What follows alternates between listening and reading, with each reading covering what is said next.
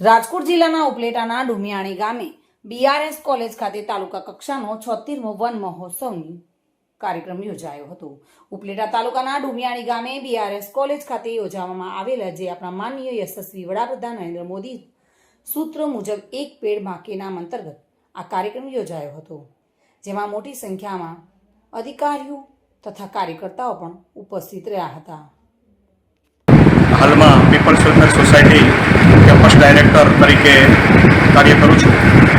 આજરોજ ઉપલેટા તાલુકા કક્ષાનો 76મો વન મહોત્સવ આપણા બીઆરએસ કોલેજના અને પીપલ્સ વેલફેર સોસાયટીના આંગણે યોજાયો, જેમાં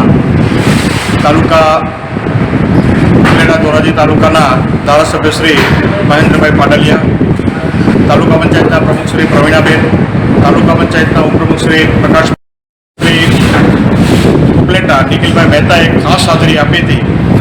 અમે હંમેશા જ્યારે માનનીય યશસ્વી આપણા વડાપ્રધાન મોદી સાહેબની પ્રકલ્પ રહ્યો છે કે વૃક્ષારોપણ દ્વારા એક જીવન બચાવવાનો એમનો પ્રયાસ છે અને એ પ્રયાસને આગળ ધપાવવા માટે ગુજરાત સરકાર દ્વારા જે તાલુકા કક્ષાનો વન મહોત્સવ છે એ આપણા આંગણે યોજાયો।